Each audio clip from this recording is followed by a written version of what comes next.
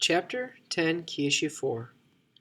Content Objective. Explain how the Wallerstein economic systems theory and other development theories helps illustrate hope for world development. Notice in this key issue there's been added material from other textbooks that have expanded on why countries have made progress towards development. Your ICANN statements for key issue 4 are explain the principles of fair trade. 2. Describe ways in which differences in development have narrowed or stayed wide. 3. Describe the key characteristics of modernization theory and neoliberalism to development. 4. Identify and explain semi-periphery regions that are economically prospering and also rapidly increasing of carbon emissions in the world's atmosphere. 5. Describe key characteristics of the core periphery model and the split north-south model. 6. Describe the 3 tiers of Wallerstein's World Economic Systems theory. 7. Explain the UN's 8 millennial goals of 2020 and how they've been transformed into the millennial goals of 2030 and calling them the 2030 UN Sustainability Goals. All right, modernization theory is in another textbook. It talks about in post-World War II, there was the Marshall Plan, where Western Europe agreed to the Marshall Plan that was given to them by the United States to rebuild after World War II. This dismantled colonization. It created globalization and an economic order. With it, it established supranational organizations like the United Nations. We also see that it follows the modernization theory follows Rostow's continuum development, from traditional stages to precondition for takeoff to eventually the mass consumption stage.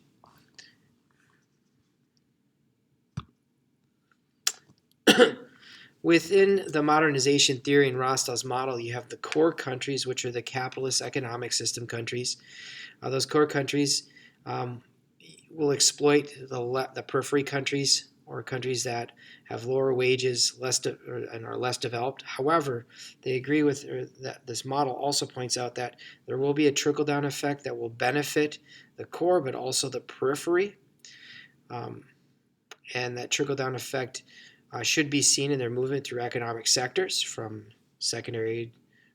primary to secondary, or secondary to tertiary.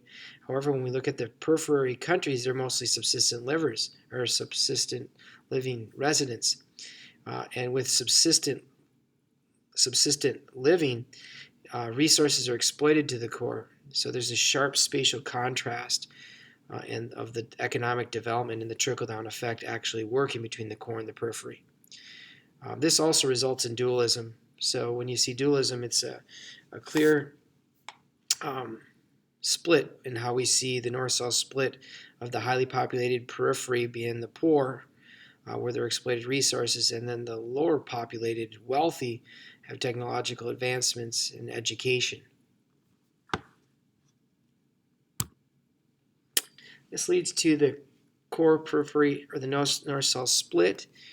The north-south split with an aerial viewpoint, you can see the more developed is above the 30-degree north parallel. And then those that are below the 30-degree north parallel are called the less developed regions. Again, the modernization leads to the north-south split, core periphery theory. The core periphery theory builds on to the modernization theory. Now when you take the core periphery to international trade, these ideas are they're more stark, meaning they come from socialist paradigms. So Karl Marx ideas, developing regions were held captive by industrial core countries. They drained the wealth, the food, and the resources. Development aid has also led to this unfair captive impoverished conditions by forced unequal economic reliance on highly developed countries. And this leads, and again, this dependency theory is a harsher, more dramatic view on how the core has suppressed the periphery through the following bullet points. And this has led to neocolonialism, which is new colonial efforts by core countries extracting resources and the wealth and food from less developed regions. This leads to Emanuel Wallerstein, a U.S. social scientist. He added he started out with the core and the periphery, and eventually added the semi-periphery. But the core and periphery, the core represented the developed countries, so Western Europe, the United States, Canada, North America, as well as outliers like Japan, Australia, New Zealand, and South Korea, and depending on the year, Russia. And then there's also periphery countries, which are the 7 regions with developing countries. The developing countries in the periphery had less access to consumption, communication, wealth, and power. Meanwhile, in the core, all those were clustered: consumption, communication, wealth, power, infrastructure, technology, concentrated in the core. The semi-periphery began to emerge with countries that began to industrialize in the 1950s, and then again in the 1980s and 90s, which are called NICs, newly industrialized countries, where they become the world's largest secondary sector manufacturing countries in the world. With the semi-periphery, there is a little bit mobility within this spectrum from periphery to core. They're found in the middle, moving towards the core country. However, as we see, the core still exploits the semi-periphery for cheap labor to produce industrial manufactured output that's mostly consumed by core countries. Not likely that there's mobility between core and periphery, according to Emanuel Wallerstein. Weakness: India has used the development strategy to avoid economic dependence and has developed its own industries and participates in a global economy. They would be a country that's in the semi-periphery. Here again is more information about the 3 tiers. So you have the core and the semi-periphery. And again, the resource exploitation from the core is industrial manufactured output. The resource exploitation of the core is the low wages for agricultural production in the periphery. And he said again, there's not much mobility between these sectors or tiers. Okay, quickly review what you've learned.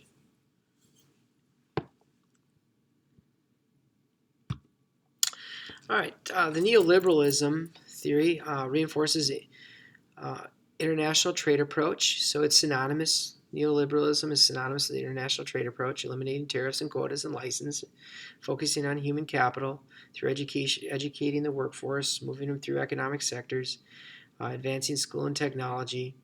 We see this with surging areas of the world with like the Asian Pacific exporting countries in Asia. We see it with Singapore being the largest entrepot in the world, so the largest trading port in the world, and cargo ships that are stationed there in transshipment zones within Singapore, where large cargo ships are stationed there and stored there, and then diverted through other waterways to other regions of the world. We see it with the Asian dragons, sometimes referred to as tigers. That would be Singapore, Hong Kong, in Singapore, Hong Kong, and South Korea and Taiwan. Those would be the Asian dragons or tigers. And the baby tigers are found in Southeast Asia, Indonesia, Malaysia, Vietnam.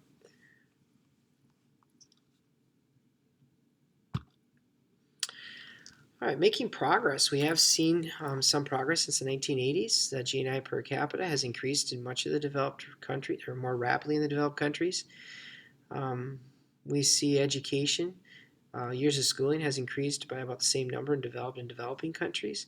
Life expectancy has increased around the same in developing and developing countries, so it's been equal, and HDI has narrowed. So we see it's seen some improvement. In the one area we haven't seen improvement is GNI per capita, where economic growth has been more rapid in developed countries, but we've seen the most growth in HDI, so the development of countries has, as a whole within the HDI indicators, has narrowed, but education and life expectancy have remains the same. Here we look at education. Again, the gap's not closing, remaining the same.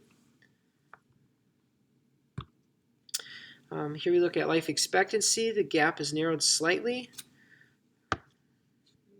mostly stayed the same, as your textbook will point out. And then we can see HDI has narrowed slightly with developing and developed countries as we get to 2010 and beyond. Regions that show promise in the world, Southwest Asia because of petroleum reserves. The petroleum reserves has developed Australia to be a major exporting country, but also a country that has evolved in its economic sectors. Specifically Saudi Arabia, and Bahrain, and United Arab Emirates, they became very wealthy countries. Their GDP per capita went up immensely, almost overnight, with oil exports starting in the 1960s. Continuing today, where they have diverse economic sectors in petrol, fuel, textiles, artificial intelligence. They have diverse economic sectors. Latin America, again, shows promise because the high urbanization rate, much higher than other less developed regions, and they have a large agricultural resource. North Africa, petroleum exporting countries that are part of OPEC.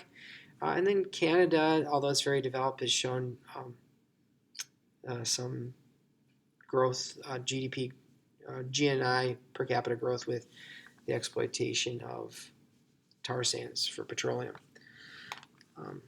When we look at sustainable development, is hindered because of the reliance on fossil fuels.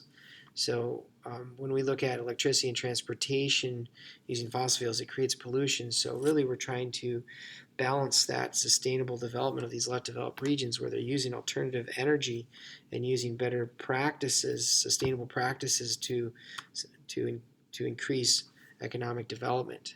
However, as most countries have evolved through the Industrial Revolution, most have used non-renewable resources like fossil fuel to economically develop. Other ways countries have shown some growth are ecotourism. Ecotourism is found in Belize, Nepal, Ecuador, and Costa Rica. They protect about 25% of their national parks. It attracts tourists, and this tourism can attract to the point of where it generates almost half the profit of a country's GNI per capita, like we see in Costa Rica. It's quite extraordinary the sum of money that some of these countries can make through ecotourism. The negative, though, is they attract multinational corporations, and they can take a cut of their earnings, and also they can impact the local environment. All right, rise of populism is also a concern with international trade approach. Okay, take a moment to reflect on what you learned.